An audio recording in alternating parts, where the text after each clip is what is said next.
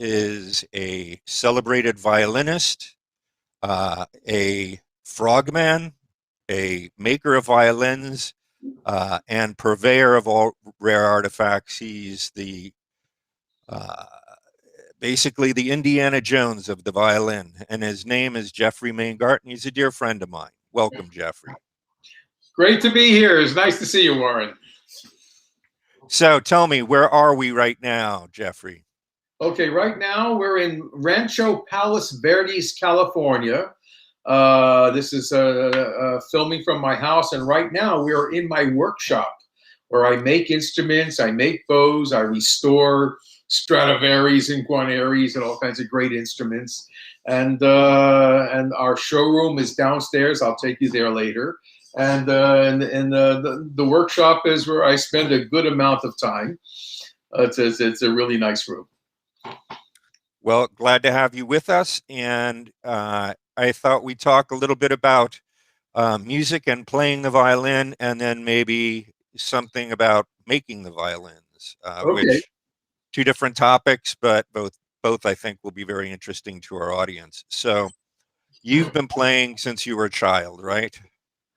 Actually, I started quite late for a violinist. I mean, it would have been great if I had started when I was 4 or 5 years old. But I actually started in 7th grade in junior high school. And I went to an amazing junior high school in Miami Beach called the Ida M. Fisher School.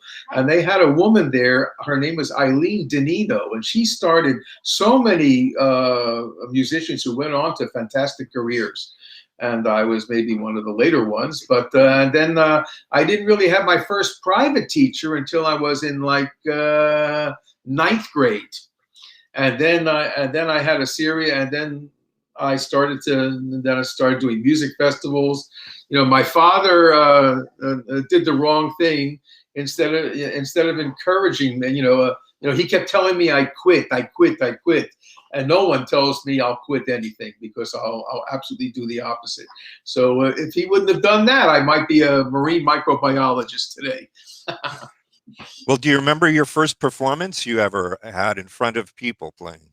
Well, I mean, when I was in the junior high school orchestra, I was like last chair in the orchestra in the 7th grade, and by the time I graduated from junior high school, I was the concertmaster of the orchestra like 3 years later.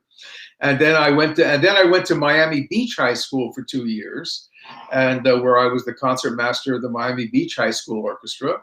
And then for my senior year, I went to the Southwest Miami High School, which had one of the finest high school orchestras in the United States. And I eventually became the concertmaster of that orchestra, the concertmaster of the All Miami Youth Symphony. And then we started our own orchestra with my teacher at the time, whose name was Warren Peterson. And we started through my parents, and a group called the Young Artists Baroque Society, with the finest players in all of Miami. We toured the state of Florida. We played many concerts. I was soloist with the orchestra. I did a Mozart concerto with them a few years later, and it was a fantastic group.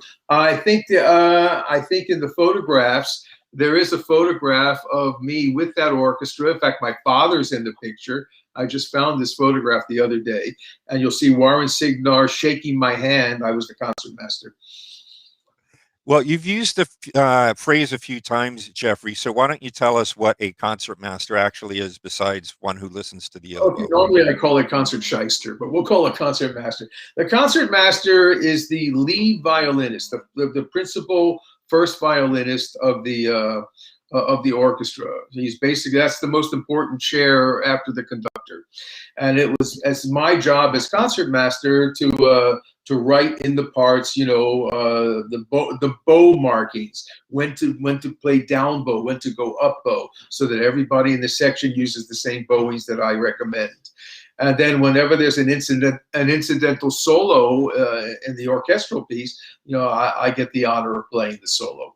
And of course, there are some incredible solos written for the concertmaster by many composers like Scheherazade, Ein Heldenleben, Swan Lake, many that all kinds of people have heard of. And I played them all at one time or another. Yeah. So concert master is primarily a function within an orchestra. Yes, the interesting thing is that I was the concertmaster of the Royal Flemish Opera in Antwerp, Belgium, for 2 years. And in Belgium, the concertmaster actually is a more important position because that he's basically the representative of the orchestra whenever there's a dispute with the conductor, a dispute with management, things like that. So it's not just a fiddle playing position; it's also kind of a leadership position in the in the ensemble, which is nice. Gotcha. So there's a bit of advocacy involved. I take it. Well, normally it's a bit of a bit of royal battles between me and the conductor. Oh well, as long as you're taking care of your guys and gals, I guess that's Yeah. the Well, I've been that's very the lucky, over the years, and I've been concertmaster of most of the orchestras I've played in. And then, in fact, most recently, as you probably know, I've been the concertmaster of the Santa Monica Symphony in Santa Monica with my friend Guido Lamel, who you know very well. We've played together. He's the conductor of the Santa Monica Symphony. So that was a lot of fun. I was also concertmaster in the Pacific Palisade. The Palisades Orchestra in Palisades here, so that was kind of fun. But Guido's orchestra was pretty good. So, as a violinist, you probably have several different directions you can go, or several different sort of ensemble uh, configurations you can get involved in. And so far, we've talked about the orchestra, but I'm sure it scales all the way down to solo playing and in between. Maybe you Yeah, can tell us a little bit about that. well, I love doing solo recitals, as you know. And then I'm one of the few people who will do a whole concert of famous violin encore pieces. So I'll often play a recital. We've done it a couple of times where we'll play sometimes as many as 25 to 30 solo pieces by Sarasate, Debussy, Fritz Kreisler, Paganini in one concert. And nobody does that anymore. Perlman does it often. Itzhak Perlman in his concerts for the second half of the program, he'll often play joke around with the audience and play many of the encore pieces.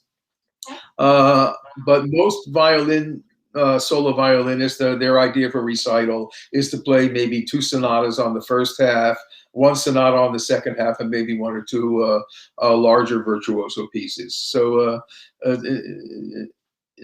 we used to joke. We used to joke with some of these violinists. They have a repertoire of two pieces. They have one recital with the Brahms Third Sonata, and the other recital with the César Franck Sonata. So they play the same repertoire all year long.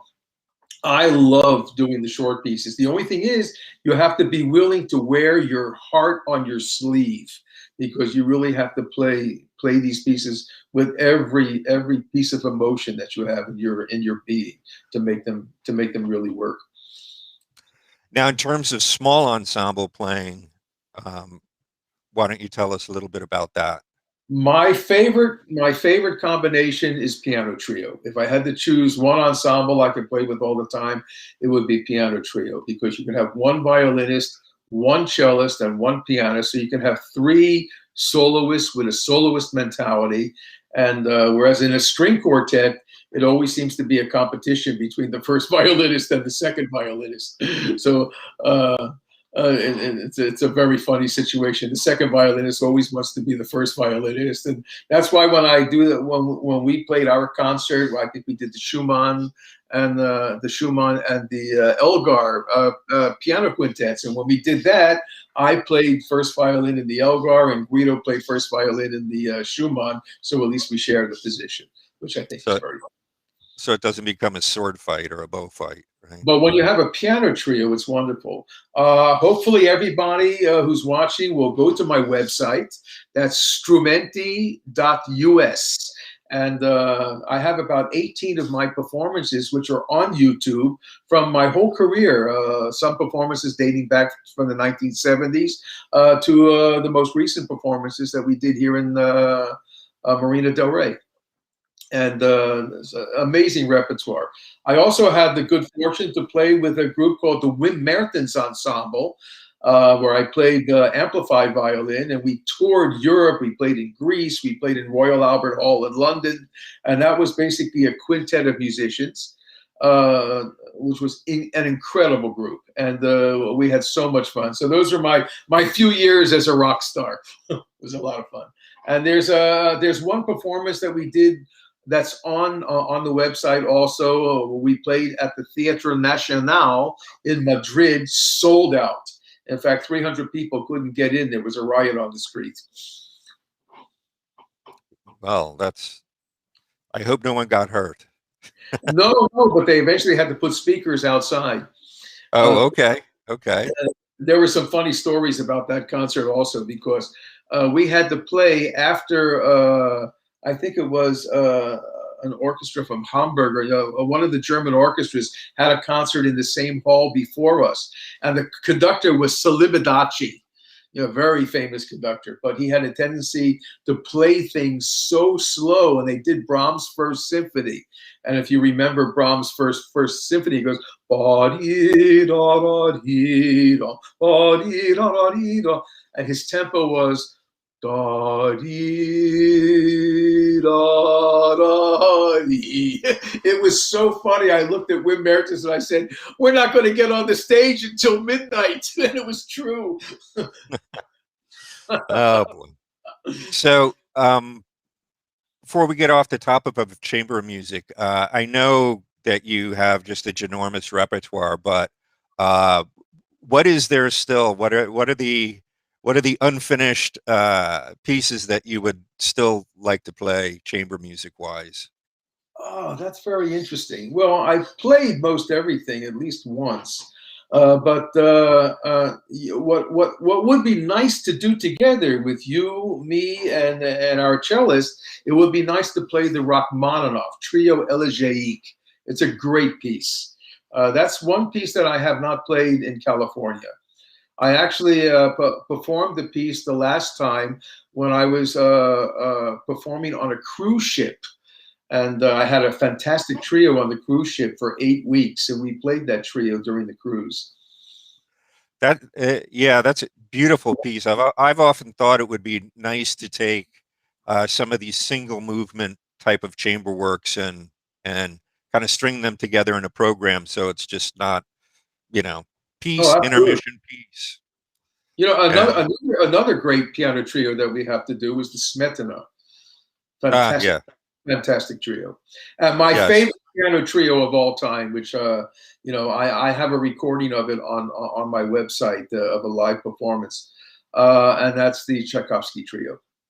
I figured you were going to say that. The Tchaikovsky Trio for me is the masterwork for piano trio. It's an amazing piece because Tchaikovsky wrote it as a portrait of his teacher, who I think was Anton Rubinstein, and that who had died or was dying, and this was supposed to be, so the whole thing is like a funeral march, and the second movement is that each variation is a set of variations, and each variation is in the style of a different composer. So you have Chopin and Liszt and Bach, and then at the end of the piece, it goes back to that same funeral theme at the end. So it's a fantastic piece of music, incredibly difficult. Yeah, it's a monster part, especially the Ship Ahoy finale Yeah, section in there. yeah. Uh, The amazing thing is that the performance that I did, this was in Belgium.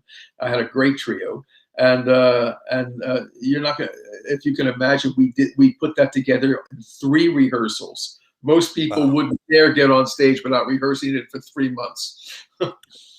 Yeah, that's a burner, and it's interesting you bring up Smetana too, because he had such an interesting approach. I know his quartet opens off with that note where you knew he was suffering from tinnitus, and he expresses it in the quartet. Likewise, the piano trio was written just after, actually as a form of therapy from his baby girl I never dying. knew that. And I never knew yeah, that. yeah. And so that first violin that sounds like a scream, uh, You know, Purportedly, that's the moment of death. the trio starts out with a violin solo on the G. The whole thing is on the G string. Dee dum ba dee dee da da da da ya. You know, it's a virtuoso thing. Incredible piece of music. So, Geoffrey, why don't you take us through some of the different orchestras and ensembles that you've been with over the years? I know you were with the White House. That must have been an interesting time. Yeah. Well, when I was in conservatory, as you know, we had something called the Vietnam War. Oh, the picture you're looking at now was actually our Marine Corps White House quintet. The violinist on the left there, that's Joseph Gatwood. This was one of the greatest violinists that Galamian ever created. Unbelievable player. And then there's me. I can't remember the name of the violist. And then the cellist is the fourth one over, and the one all the way on the right is a person who I'm still in touch with all the time. An amazing bass player. His name is Dave Wondrow. And in fact, in the pictures, you'll also see the White House Orchestra with Frank Sinatra. And if you look closely, you'll see my head over Frank Sinatra's right shoulder. And because we performed with Sinatra for Richard Nixon at the White House, it was a lot of fun. And then from the White House, it was on to where? Hang on, somehow I've got something blocking my screen here. Just a sec. Let me fix it. Okay, now I can see the picture. Say that again. And then after the White House, it was on to where? Oh, after the White House, I went to Florida and I started my own orchestra. And through my father, and my sister, and I was the concertmaster. My sister was principal flute. She's an amazing flutist, literally one of the top flutists in the world. A virtuoso beyond imagination. And in fact, she's been arranging a lot of the great violin virtuoso pieces for flute. So you can see her on YouTube. Go to Warren Maingart on YouTube, and you won't believe she does like Rondo Capriccioso, the Dvorak Violin Concerto, Sarasate pieces, incredible playing. Anyway, so we formed this orchestra. I always thought the orchestra never had a chance. It was called the Florida Fine Arts Symphony. What a terrible name. Anyway. So while I went down there, I did one concert with them. I didn't like the conductor at all. And then I got a call on the phone that somebody from Europe was looking for musicians. Anyway, long story short, I played for him. I called him up. I said, I'd like to play for you. And I ran down, played for the guy. And then he offered me the concertmaster job of the Royal Flemish Opera in Antwerp, Belgium. And so he said, well, you think about it. I'll send you a contract. And so eventually I said, I have to be crazy. I can go to Europe as a concertmaster. And so I went, and it was a pretty good opera. The orchestra was okay. If they really wanted to play well, they could. Most of the time, they gave the conductors a hard time. But unlike the opera here, they don't know what work is. Well, for instance, the LA Opera, what do? 6 productions a year, something like that, 6 different operas. We did 32 different productions every year. Unbelievable repertoire. And this was not just Italian opera. We did like The Ring. We did the first 2 operas I played when I got there were Rosenkavalier by Richard Strauss and Wozzeck by Berg. So we did some, and then I became concertmaster of the chamber opera in Antwerp too. So I literally worked 7 days a week for 2 years. And then what brought you back to LA? Oh, crazy. Well, as you know, I have a daughter in Europe, and I had my ex in Belgium. And Belgium at some point became terrible for me because I was in huge court battles to try to see my daughter, and her mother did everything she can to make my life a total misery. So I basically shared my time. So I got a place here in Los Angeles, and I had a place in Belgium. And for 11 years, I went back and forth between Los Angeles and Belgium every month. 2 weeks there, 2 weeks here. 2 weeks there, 2 weeks here. Luckily, in my business, we deal in Stradivarius and Guarneris and Guaraninis. So, I was able to make a lot of money, which was could pay for that lifestyle. At the same time, during that period, I also got very, very interested in scuba diving. And so then when I wasn't doing musical things or violin things, then I was off someplace in the world scuba diving. Palau, Belize, the Red Sea in Egypt 3 times, Hawaii, all over. Cebu in the Philippines, and the diving.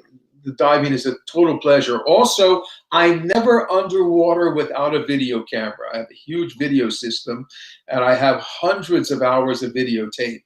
If people want to go to my Facebook site, it's under my name, then you can see some of the videos that I've edited from Palau, from the Red Sea. They're really the same quality as Discovery Channel. And we do the music and everything else. It's a lot of fun.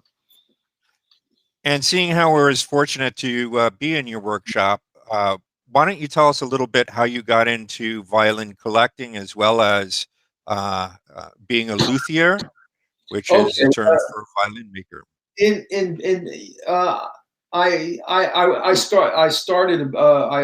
was dealing in violins on the side in Belgium, and it's how I got started. It's a kind of a crazy story. I went to play an audition in Switzerland for the Ticino Orchestra, the radio orchestra in Lugano. And I had a great audition, but it was impossible to move to Switzerland. The laws there were so difficult for an American to go there. But while I was there, I took a trip to Cremona. And a very good friend of mine, his name was Alfredo Primavera, was in Cremona. And so he put me in a nice hotel, and I went to the museum. They took all the great violins out of the showcases, the Cremonese Strat, things like that, and they had me play them. And then Alfredo says, "Hey, look, here's a couple of violins from me that I made. Take them back to Belgium and sell them." I said, "Look, I'm not a violin salesman. I play." He says, "Look, take them back. If you don't sell them, you can send them back to me collect." So I went back to Belgium, and 1 week later, I've sold all 3 of them. So I was making like $1,500 for each instrument, something like that, which was more that they paid me as concertmaster at the time, for a month. So I said, this is not bad. And then I went back to Cremona, and I got some more, and then I was traveling around the world, because at that time in the 1980s, you could get these air passes. And the air pass, so you can fly unlimited travel in the United States for 60 days. So I would take a whole collection of violins, and I'd travel around the country, and I'd sell them before I left. So I had a lot of, and then after a while, I met a violin maker in New York, and then I brought him over to Belgium. And I said to him, I can make a violin better than what I'm selling. So we went to Cremona, we bought the tools, we went back to Belgium, and then I made my first violin like in about 2 to 3 weeks. I was cut to ribbons. The famous story is I had a gouge, like a gouge, and I slipped. I was carving the scroll, and I slipped, and I put the gouge right into the meat of my finger there. And I remember Andreas looks at me and says, "Wrong." And so I said, "Thank you, give me a Band-Aid." Anyhow, but so I made my first violin, which I believe is now a lamp somewhere in Yugoslavia. And the second violin I had already, I gave eventually to a former girlfriend of mine who was a great jazz violinist who sadly died a couple of years ago. Her name was Linda Fenimore. And, when she died, in her will, they sent that violin that I gave her back to me. She kept it in mint condition, and that's downstairs in the showcase. So that violin was made, one of the violins I made in the around 1988 or 87, something like that, but it's still a wonderful instrument. And then I got better and better as a violin maker. So Geoffrey, since we have the advantage of you being in your workshop, could you give us a little bit of a tour and maybe I'll have to pick up the computer. So hang on, I'm gonna lift you up here so you can see. And if you have one of your creations there too, maybe you can demo. Here are 2 of my creations. One of them is a violin that I performed all over the world, the one that's on its side. And then the one that's on the back here, that one I just finished a couple of months ago, and they're both based on the Lord Wilton Guarneri del Gesù. Here's a little bit more of the workshop, so you can see. You know, this is mostly. I have a lathe there. That lathe I use mainly to drill the hole in the bottom of the bows that I make, because now I'm making violin bows also.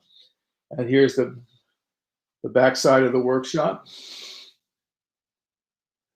Oh, by the way, in fact, I don't know if you can see the picture of that violin that's on the wall. That's very rare. That's one of the first color photographs ever made of a great violin. That's the El Diavolo Guarneri del Gesù. And that violin, along with the Lord Wilton, the original Lord Wilton violin, was sold a couple of years ago to, believe it or not, it was Vladimir Putin who bought them, and he paid, I believe, for the El Diavolo, he paid 21 million, and for the Lord Wilton, which these are copies of, he paid 23 million. And so these instruments are extremely valuable now. So how's the investment market right now for a violin collector? Or there's no downside, because the instruments are going up between 12 and 18% per year in any economy. Why? Because they're not only collectibles, which you pay the antique value, but they're also tools. That's the only thing that exists that's also a collectible and a tool. And there's only a finite number of Guarneris. Like that's one of my teachers, Aaron Roseanne, and that violin that he's playing is one of the greatest Del Gesus in the world. And he was practicing in our living room for a concert he was doing in Miami back then. Sadly, Aaron just died last year. It was a great tragedy. You know, I can't believe he's gone. He was teaching at the Curtis Institute. There's Itzhak Perlman with the Mozart violin, which I own. That's a Francesco Ruggeri, made in 1680. It's the only violin owned by the Mozart family that's not in a museum. There's Itzhak again with the Mozart, and a very dear friend of mine, Danny Dabby, who sadly died a couple of years ago also. Well, do you think you can regale us with some music on one of your violins, Yeah, Geoffrey? Sure. Well, okay. So first, this is if you go on my website, like the Tchaikovsky, you know, a lot of the pieces that you'll hear on the website are all performed. The ones that are done in Belgium, like the Brahms, the Brahms piano quartet, the Mendelssohn piano quartet, and the recital and the other things are all played on this instrument. This is one instrument that I made years ago, which I keep for myself. It's a wonderful violin.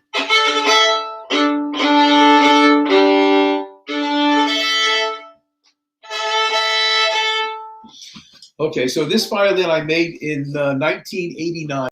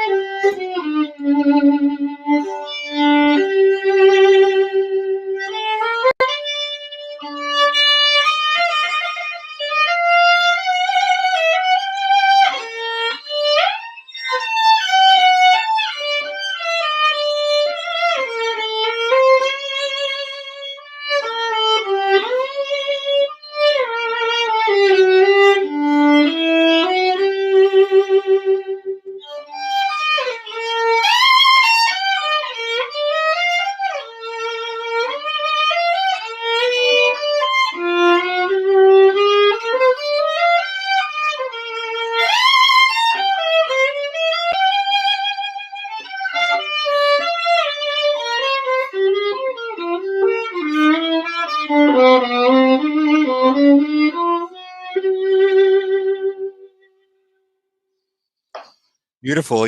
Even though technology has its limitations, you can really hear the singing out of that. Yeah, this violin, This violin, I would literally match against the original Lord Wilton. And this violin just has a regal sound. When we used to play chamber music with it, like you'll hear the Fritz Kreisler quartets on the website, and you know, the person who played second violin was one of the greatest violinists of Belgium, who also sadly just died about 2 years ago, Gerald Rubinstein. I can't believe he's gone. Amazing teacher and violinist. And so we did a concert for my series there. He played first in the Dvorak Sextet, and I played first in the Fritz Kreisler String Quartet, which was always my dream to play that quartet. And he had a great violin, and it couldn't keep up with this one. This violin was amazing. Yeah. And what materials do you usually use for violins and bows? Well, anything special? Oh, well, the violins are made, obviously, the back, the ribs, and the scroll are made of maple. And the tables are made of spruce. Now, the maple that I use, I pay a fortune for, because this is the best maple for the best tone wood maple for violins that Stradivari used also came from Bosnia. And so, and I was actually dealing in wood, but this wood I bought from one of my violin making teachers. That was, I told you about Alfredo Primavera, but his father, Adolf Primavera, taught me so much of what I know today. And I bought this wood from him. I paid, at that time in the 1980s, $1,000 just for this back. And from the, I actually carved this, I was able to get the ribs right out of the same wood as the back, and with a matching scroll. And this is a great violin. This is also the other one. This is one that I just finished. I just finished this 2 months ago. And this is also the same Lord Wilton model, and also 100-year-old Bosnian maple. The spruce is Italian spruce. It's called Val di Fiemme, and it's some of the best spruce around. Actually, they had a terrible thing in Italy, and a lot of the Val di Fiemme forests were destroyed in horrible weather. So this wood is much harder to get now. And how does that contrast with the materials that go into a bow? Well, the bow is made out of Pernambuco. Pernambuco, which is a Brazil wood. And then, so if you can see, this is one that I made a while back, and I mounted it with a tortoiseshell frog, which is really, really nice. So and then here's one that I'm working on right now. So if you can see it, so this one, it's still roughed out. It should be finished in a few days. I'm going to put a tortoiseshell frog on this one too, golden tortoiseshell frog, which should be very nice. This is a viola bow that I made, the only viola bow. It's also, you know, very nice. So now I'll show you a piece of Pernambuco wood before. So here's a piece that I just got the other day. So it really starts from a block of wood. Okay. And that has to be carved down. But the wood in these bows is amazing wood. This is, hang on a second. This is, I have a contact in Japan, and I'm able to buy this he gives me this 100-year-old wood from the great Bazin factory in Miracourt. And I made all my bows from this wood. It's extraordinary wood. And Bazin was one of the great French bow makers. And so, and you know, when I'm finished with it, they come, you know, you saw the, you know, after it starts out like this and turns into this. Oops. Gotcha. Yep, I see it. So if one wants to see what your inventory and your stock is that all available on your website in a store, or is it by appointment only, or how does that work? Most everything is by appointment, you know, because we work out of our house. It's a huge place. It's a 3,800 square foot place. I have a housemate here who I believe you've met, Eric Charles. And Eric Charles is an amazing guitarist. That's our showroom downstairs. I can take you down and show it to you. In fact, a lot of my instruments are on the left side. And then we also have we turned a 3-car garage into a fantastic recording studio. That's the workshop where I'm sitting now. And but so there's a lot going on here musically.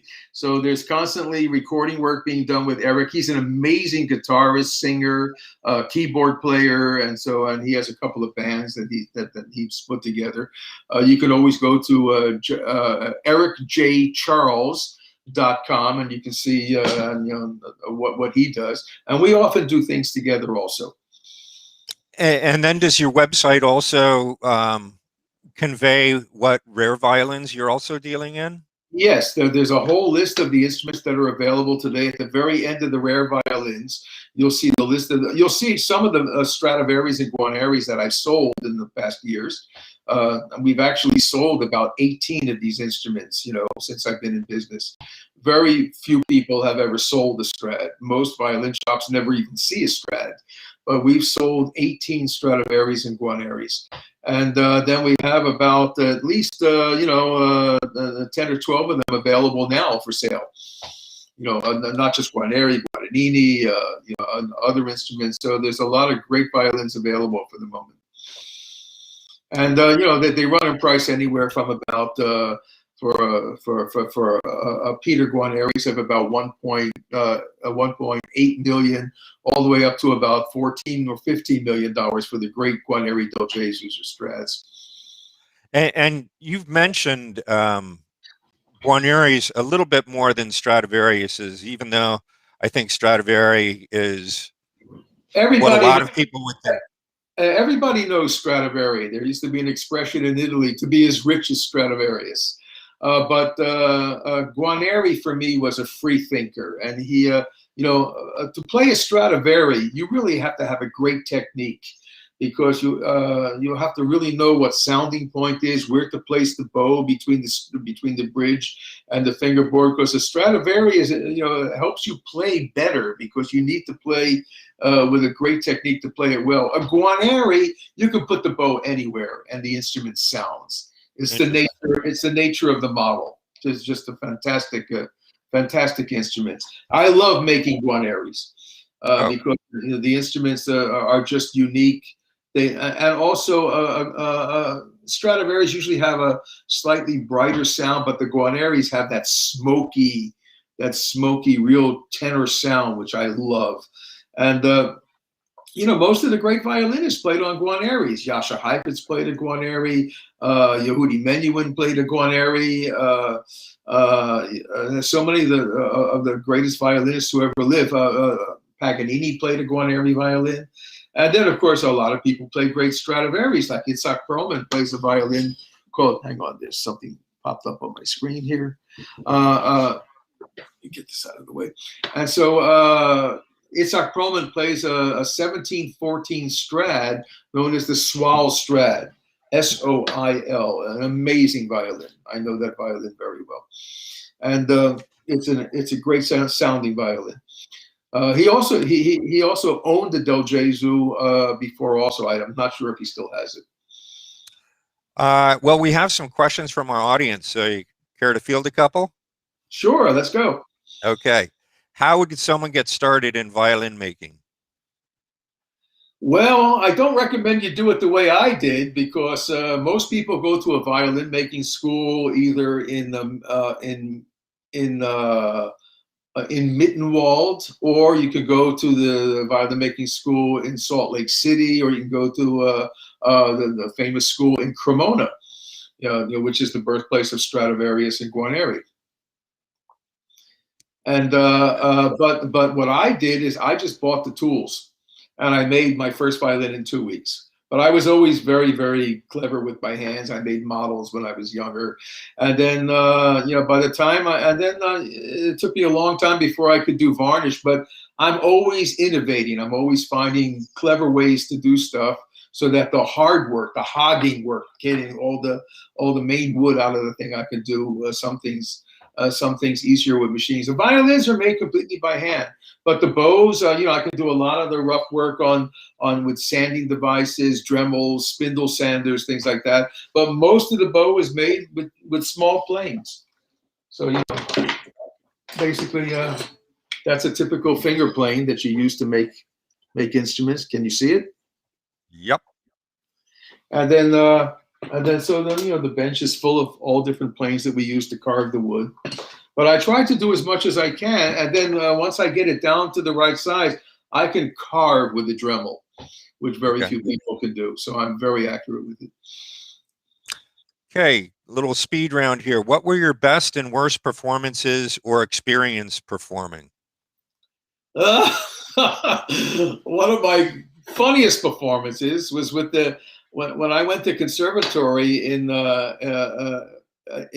Philadelphia, the Philadelphia Musical Academy. I was studying with Charles Castleman, and then I flew back to Miami Beach to play the Mozart A Major, the Turkish Concerto, with my former orchestra, the Young Artists Baroque Society Orchestra, and I had my first tuxedo. My first set of tails, which were custom made for me.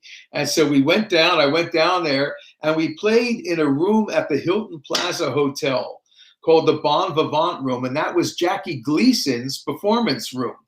So, you know, because the Jackie Gleason show was coming from Miami Beach. And so on the top row, they had all these like 40 color hot lights, which were impossible. And I begged the people there, I said, please do not have those lights on during the performance, because it's hotter on stage than it is on Miami Beach. So sure enough, I go out there and all 40 of the lights were on, and I'm playing the Mozart Concerto. By the end of the performance, I'm standing with my feet as far apart as I could get them, because if I would have put my feet together, my pants would have dropped to the floor.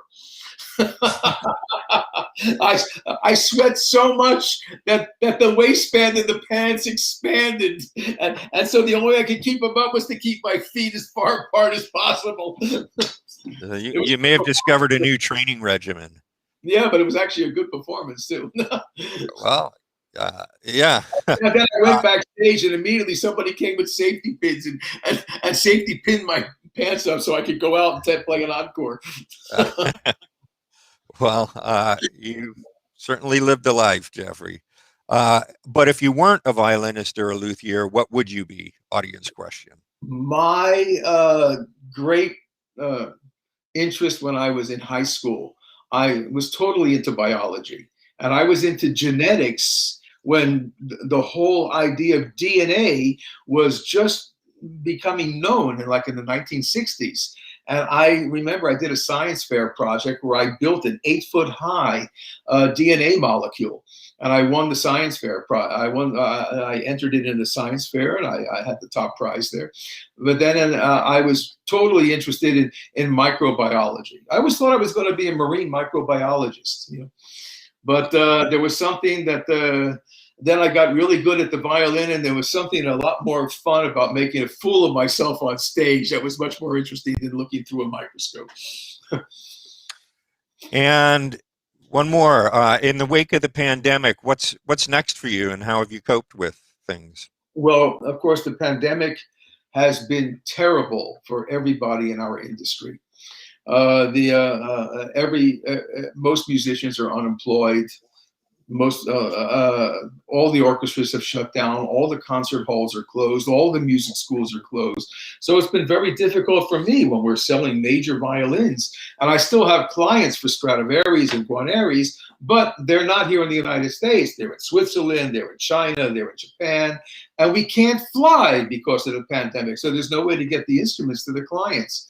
So I'm hoping that hopefully by July, we're going to see the back door of this pandemic, and we can finally start doing business the way it used to be. So it's been very, very sad. You and I miss doing our concerts together. Sure. It's just awful. You know, I miss the playing terribly. But we mostly miss the sales. However, anybody who's interested in the violin, we have a fantastic collection of instruments, not just instruments that I've made, but instruments that we're dealing in that are consigned to us, some that I own, a lot of great violins. You don't have to buy a Stradivarius. There are other instruments also. We have instruments by Balestreri, Guarneri, Galliano, all kinds of things. And I think we have the best deals anywhere in the world. And Because it's easy. And it's easy to contact you from your website, right? Yes. You can call me. You can always come out here and make an appointment. If you're from some place, another place in the world, get in touch with me, and we'll figure out one way or another to get the instruments to you to try. So you hear that? If you're looking for a precious violin to play or even to collect, Geoffrey Maingart is the man to talk to. Yeah, And my own instruments, I should say, normally go for about $35,000, and okay. they're worth every penny because I'm one of the only serious concert violinists in the world who also makes violins. Almost every violin maker, they know how to make it. They know how to to carve the violins according to what they learned in the schools. But very few of them could get up and play a concert. And I've performed all over the world as a serious violinist. And also, I've had the advantage. I've played on at least 150 different Stradivarius in my life, at least 75 to 90 different Guarneri del Jesus in my life. So I know these instruments intimately. I've actually restored them. I've taken them apart. I've had a chance to really study them and measure them and figure out the thicknesses of the wood. And I take the best characteristics of my favorite instruments and I combine them all together into one instrument, which is how they work. So that's why this one, you heard the violin that I had made years ago. Here's the one that I just finished 2 months ago, and it's already a fine violin. So, and this one, here's the Tchaikovsky again.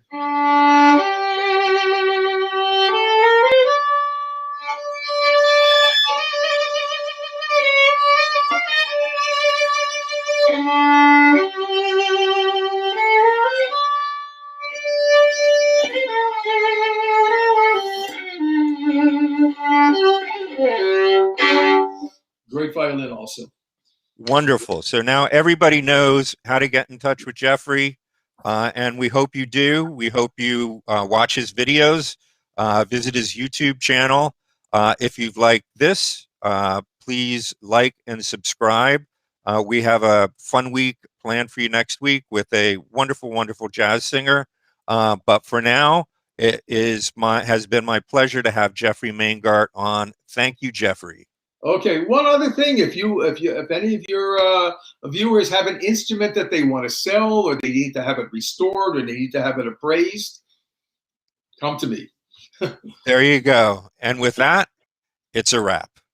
Okay, great to see you again. Take care. Take care.